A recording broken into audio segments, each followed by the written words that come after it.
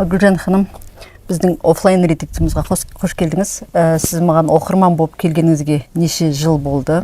Қанша уақыттан бері айналысып келе жатырсыз? Және қандай бойыңыздағы келеңсіз, негізінде маған келген ханымдардың барлығы беттің әжімі, дененің жаңағы ағзаның қандай да бір келеңсіздігімен келген ханымдар ең басында. Сол бағытта сіз қандай жолмен, қандай себеппен маған ең басында келдіңіз? Келуіңізге қалай себеп болды? Мені Алла тағала қайдан сіздің алдыңызға топ еткізді? Рахмет, қош келдіңіз, Батышқа ханым. Мен Талдықорған, Жетісу облысы, Қаратал ауданынан келіп отырмын. Бұл сабаққа келу себебін ең бастысы әйелдердің несі ғой, әдемілікке қызығамыз ғой негізі. Бірінші бет күтіммен келгем негізі. Осыдан карантин уақытынан 19 емес, өтірік айтпаймын. 19-да басқа бір ханымға қатысып жүрдім де, соен 21-ші сізді қарап жүрдім де, сіздің білімділігіңізге, жәнегі жан-жақты ойлау, бар жағына мықты екеніңізді біліп, сізді таңдап, осы уақытқа дейін 3 жыл болды ма, 3 жылдан асты, наверное. Стоп, кадр айтайды жерде қараңыз. Сіз жаңа маған келген кезде жеке еттіңіз ғой. Мен жаңағы басқа ханымға қатысып жүрдім. Ана ханымға қараған кезде мен сізді өткізіп жіберетін себебі деп, сол себебін айтып өте беріңіз. Ол өйткені өйтіп ойлайтын адам көп та, просто білу керек едім бе. Бір ханымға қатысып жүрдім де, енді ол кісі енді эфирға шыққанда көбі андай беттерін әдемілікке қызығамыз ғой, әйел болғаннан макияж жасап, макияж қатты жасамайды, все равно енді макияж болады бет пішінінде, бет түрінде әдемілік. Содан кейін сол кісіге бүйтіп қарап, сабақтарына қатысып жүрдім. Одан сіз арасында шығып қаласыз, сіз енді макияжсыз, қарапайым адамдарға біз көбінесе нетпейміз ғой, көңіл аудармаймыз ғой. Бірақ енді қатысып жүргеннен сіздің ойымды өзгерте бастадым шынымда. Потому что андай білім жағынан, жаңағы басқа жан-жақты екен, жан-жақты екеніңізді байқадым да, сізге толықтай кеттім ғой. Тек қана жәнегі адамның сыртқа келбетіне емес, ішкі жан дүниесіне қызығу керек екен негізі. Сол ішкі жан деңіз, тұтас қой, тұтас бар жағына жан-жақты болғаныңызға қызықтым да. Осыдан 3 жыл болды сізге қатыспай жатқаныма. Сол бағытта қандай жетістікке жеттіңіз? Жетістікке жеткенім жәнегі фитнес сабағын толықтай жасап жүрдім осы уақытқа дейін. Потом жасыңызды, атыңызды айтып өтіңіз. Жасым 54-те толық. Талдықорған қаласы, Қаратал ауданынан келіп отырмын. Есімім Гүлжанат болады. Жәнегі фитнес сабағын алдым.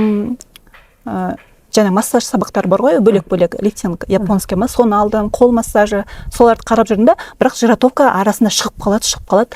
Ойладым, енді өзім арықпын, жиратовка дегенде түсіндігім, андай толық адамдар жасайды деп ойлап жүрген ғой. Онда тоже қарап, андай тиктоктан өзінділер шығып қалады да. Сөйтсем, ол жиратовка толық адамдарға емес, жәнегі жалпы адамның нелерін ояту үшін, денесін бекіту үшін, жан-жақты екен тоже біліп, содан жиратовка сабағына қатысқанымнан тоже 1 жылдай болды. Осы ораза айы қай уақытта болып еді, сол уақытқа қатыстым да.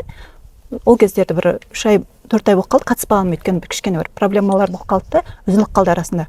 Бірақ енді қатысқан күндер дегенді айта алмаймын, сезімімді ше. Супер енді. Сөзімді айта алмаймын, жан-жақты. Нәтижелер көп енді. Только ерінбеу керек, жалқауланбау керек. Содан кейін рухани бағыт көтіп кеттіңіз, байқамай. Өйткені біз чаттарда бармыз ғой, сіз саласыз, мен лайықпын, мәртебелі ханым, тоже оның сабақтарын сатып аламын да, бірақ енді адамда бір жалқаулық болады ғой. Онсынан сабақтар көп болып кетеді, жұмысым бар деген сияқты, бір кейде бір үлгермейді қаламыз шынымен ше, әйел адам болғаннан тіршілік бар ғой, үйдің жұмысы бар деген сияқты, жұмыстан келесің, кейде шаршаңқы болады. Содан кешкі эфирларында арасында көріп жүрдім. Сол сабаққа қатысқалы, міне рухани жағынан да байып жатырмын. Көз қарасым өмірге деген өзгеріп жатыр, жан-жақты енді. Және осы ретри сабағын айтайын дегенім, сабаққа қатыспай жүрдік қой, қатысып жиратовка сабағына қатысып жүрген, ойлайтын осы Батышқанмен бір тірідей бір кездесіп, сондай бір өзімде ой болып жүргенде, как раз сол ораза айында сіз өзіңіз айтып қалдық қой, бір кездесеміз деген, қатты қуандым, бір кездесек қой деп. Содан жазда кездесеміз дедіңізде, бірақ несін уақытын айтпадыңыз сіз. Содан үзіліп кетті де, мен жасамай қалдым ғой. Содан бір осы Құдай өзі нетке айдап келгендей, 5-6 күн бұрын осы келерге ретритке. Сіз эфирге шықсаңыз, тура осын нені айтып жатыр екенсіз. 24-ті, 25-ті, 26-ті. Сразу Динара ханымға жаздым. Динара ханым, мен қазір Каспиімде ақша болмай тұр. Мен ертең сізге салып жүрем. маған орын дайындап қойыңызшы деп. Өйткені сіз айттыңыз да, орын саны шектеулі, 15 адамнан аспау керек деп. Сосын Динара ханым жарайды деп, потому что постоянно қатысып жүргеннен жарайды, Гүлжан ханым сізге орынды нетіп қоямын, дайындап қоямын деп сөйтті. Содан келді, міне келгеніме өкінбеймін, өте керемет сезімдер болып отыр. Рухани жағынан да, баршылық жағынан өзімді оятып жатырмын. Өмірге көз қарасым өзгеріп, ішкі жан дүнием тазарып деген сияқты. Өмірдегі айналаңызға болып жатқан келеңсіздіктерді түзету үшін сыртпен жұмыс жасау керек пе, өзіңізден кете ме екен? Соны айырмашылығын түсінер олдыңыз? Айырмашылығын түсіндім. Сыртқа емес, ішкі жан дүниеңді тазарту керек екен. Ішіңіздегі ішкі халіңіз, сіз маған жеке қабылдауға келдіңіз ғой. Сол кездегі сіздің ішіңізде бір сұраныс болды ғой, қатты шешілмей жүрген бір сұрағыңыз болды. Сол сұрақтың жауабын ала алдыңыз ба? Қаншалықты жаныңызда? Толықтай ала алдым деп сенемін. Өйткені мен сізге жаңағы қатыспай алмай тұрғанда, және сабағыңызға арасында қатысып жүрдім, сол кезде түсіне бастадым да. Адамның халі, жаңағы ішкі халі, қалай айтсам екен, ішкі халі адамның жаңағы айналадағы ортасына да байланысты екенін кішкене өзімді соған бұрып, кішкене түсініп, бәрін сезіп, нетіп жүрдім. Енді сіздің немеңізді алған кезде толықтай түсіндім деп ойлаймын. Толықта болғанда әлде бар, оқу керек, жалғастырамын ғой. Түсіне алдыңыз жетті, жүрегіңізге жетті. Жүрегіме жетті, ең бастысы жүрегіме жетті. Айналадағы ханымдар туралы бірден кетіп кетіңіз. Айналадағы ханымдардың бәрі өзіміз сияқты қарапайым, ең бастысы жайдарлы, бәрі сауатты, білімді деп ойлаймын. Ниеттес.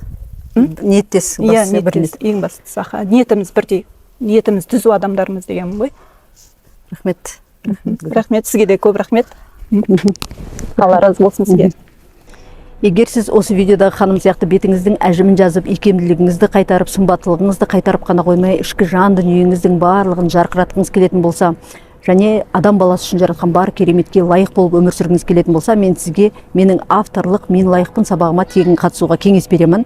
Сабаққа қатысқан ханымдарға белсенді болып отыратын болсаңыздар, сабаққа бастан аяқ толық қатысып отырған ханымдар үшін сыйлыққа, бонусқа 150 сабақтан тұратын сабақтар берілетін болады. Ол жерде сіздерге 30 медитация 30 күнге, және де сіздің басыңыздың қаңқасына коррекция жасайтын бас сүйек массажы, көзіңіздің әжімін жазып, көзіңіздің көруін жақсартатын көзайым сабағы, асқазан бауыр тұстарыңызда тырысып жатқан тұстар болатын болса, сол тұстың барлығын босаңсытып қалыпқа келтіруге арналған висцералды массаж, омыртқаларыңыз қисайып, осанкаларыңыз қисайып кеткен болатын болса, соны түзеп, мойныңызды әдемі қылып, әсем қылып созып беретін әсем мойын сабағы, және де сізге жүру қиын, тізеңіз ауырып, тобығыңыз ауырып жатқан болатын болса, сол тұстың икемділігін қайтаруға арналған табан тобық тізе сабағы, бүкіл денеңізді толықтай ісігін қуалап, икемділігін қайтарып, сымбаттылығын қалыпқа келтіретін оқтау доп сабағын сіз тегін ала алатын боласыз. Бұл сабақтың барлығын алу үшін мен лайықпын сабағына тегін тіркелгіңіз келетін болса, осы видеоның соңындағы WhatsApp номерға мен лайықпын деп жазып өтсеңіз болғаны, сізге міндетті түрде сабаққа сілтеме келетін болады.